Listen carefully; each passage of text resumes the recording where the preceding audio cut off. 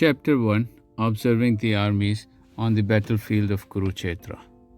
Dhritarashtra said, O Sanjay, after my sons and the sons of Pandu assembled in the place of pilgrimage at Kurukṣetra, desiring to fight, what did they do?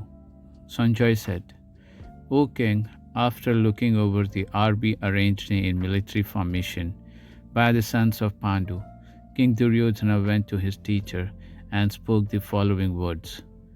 O my teacher, behold the great army of the sons of Pandu, so expertly arranged by your intelligent disciple, the son of Drupada. Here in this army are many heroic bowmen, equal in fighting to Bhima and Arjuna. Great fighters like Yuyudhana, Virata, and Drupada. There are also great heroic powerful fighters like Drishtaketu, Chakitana, Kaushiraj, Purujit, Kuntiboj, and Sabya. There are the mighty Yudhamanyu, the very powerful Uttamaja, the son of Subhadra, and the sons of Draupadi. All these warriors are great chariot fighters. But for your information, O best of the Brahmanas, let me tell you about the captains who are especially qualified to lead my military force. There are personalities like you, Bhishma, Karna, Kripa, Ashwatthama, Vikarna, and the son of Somadatta, called Bhurishrava, who are always victorious in battle. There are many other heroes who are prepared to lay down their lives for my sake. All of them are well equipped with different kinds of weapons, and all are experienced in military science. Our strength is immeasurable, and we are perfectly protected by grandfather Bhishma, whereas the strength of Pandavas, carefully protected by Bhima, is limited. All of you must now give full support to grandfather Bhishma as you stand at your respective strategic points of entrance into the phalanx of the army. Then Bhishma, the great valiant grandsire of the Kuru dynasty, the grandfather of the fighters, blew his conch shell very loudly, making a sound like the roar of a lion, giving Duryodhana joy. After that, the conch shells, drums, bugles, trumpets, and horns were all suddenly sounded, and the combined sound was tumultuous. On the other side, both Lord Krishna and Arjuna, stationed on a great chariot drawn by white horses, sounded their transcendental conch shells.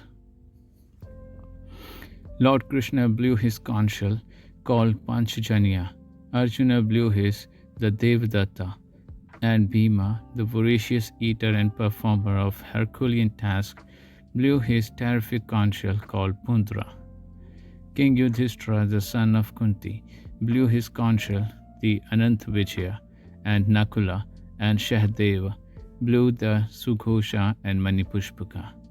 The great archer, the king of Kashi, the great fighter, Shikhandi, Drishtadyumna, Virata, and the unconquerable Satyaki, Drupada, the sons of Draupadi, and others, O king, such as the mighty armed son of Subhadra, all blew their respective conch shells. The blowing of these different conch shells became uproarious, vibrating both in the sky on the earth. It shattered the hearts of the sons of Dhritarashtra. At that time, Arjuna, the son of Pandu, seated in the chariot bearing the flag marked with Hanuman, took up his bow and prepared to shoot his arrows. O king, after looking at the sons of Dhritarashtra drawn in military array, Arjuna then spoke to Lord Krishna these words. Arjuna said, O infallible one, please draw my chariot between the two armies, so that I may see those present here who desire to fight and with whom I must contend in this great trial of arms. Let me see those who have come here to fight, wishing to please the evil-minded son of Dhritarashtra. Sanjay said, O descendant of Bharata, having thus been addressed by Arjuna, Lord Krishna drew up the fine chariot in the midst of the armies of both parties. In the presence of Bhishma, Drona, and all other chieftains of the world, the Lord said, "Just behold, Partha, all the Kurus assembled here." There Arjuna could see, within the midst of the armies of both parties, his fathers, grandfathers, teachers, maternal uncles, brothers, sons, grandsons, friends, and also his fathers-in-law and well-wishers. When the son of Kunti, Arjuna, saw all these different grades of friends and relatives, he became overwhelmed with compassion and spoke thus.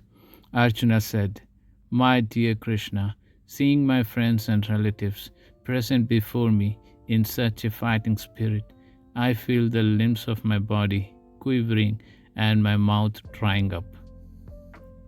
My whole body is trembling, my hair is standing on end, my bow Gandiva is slipping from my hand, and my skin is burning. I am now unable to stand here any longer. I am forgetting myself, and my mind is reeling. I see only causes of misfortune, O Krishna, killer of Keshi demon. I do not see how any good can come from killing my own kinsmen in this battle, nor can I, dear Krishna, desire any subsequent victory, kingdom, or happiness. O Govinda, of what avail to us are a kingdom, happiness, or even its life itself, when all those for whom we may desire them are now arrayed on this battlefield? O Madhusudana, when teachers, fathers, sons, grandfathers, maternal uncles, fathers-in-law, grandsons, brothers-in-law, and other relatives are ready to give up their lives and properties and are standing before me, why should I wish to kill them, even though they might otherwise kill me? O maintainer of all living entities, I am not prepared to fight with them, even in exchange of the three worlds, let alone this earth. What pleasure will we derive from killing the sons of Dhritarashtra? Sin will overcome us if we slay such aggressors. Therefore, it is not proper for us to kill the sons of Dhritarashtra and our friends. What should we gain, O Krishna, husband of the goddess of fortune, and how could we be happy by killing our own kinsmen? O Janardana, although these men, their hearts overtaken by greed, see no fault in killing one's family or quarreling with friends, why should we, who can see the crime in destroying a family, engage in these acts of sin? With destruction of the dynasty, the eternal family tradition is vanquished, and thus the rest of the family becomes involved in irreligion. When irreligion is prominent in the family, O Krishna, the women of the family become polluted, and from the degradation of womanhood, O descendant of Varshini, comes unwanted progeny. An increase of unwanted population certainly causes hellish life, both for the family and for those who destroy the family tradition. The ancestors of such corrupt families fall down because the performances of offering them food and water are entirely stopped. By the evil deeds of those who destroy the family tradition and thus give rise to unwanted children, all kinds of community projects and family welfare activities are devastated. O Krishna, maintainer of the people, I have heard by disciplic succession that those whose family traditions are destroyed dwell always in hell. Alas, how strange it is that we are preparing to commit greatly sinful acts driven by the desire to enjoy royal happiness. We are intent on killing our own kinsmen. Better for me if the sons of Dhritarashtra, weapons in hand, were to kill me unarmed and unresisting on the battlefield. Sanjay said, Arjuna, having thus spoken on the battlefield, cast aside his bow and arrows and sat down on the chariot, his mind overwhelmed with grief.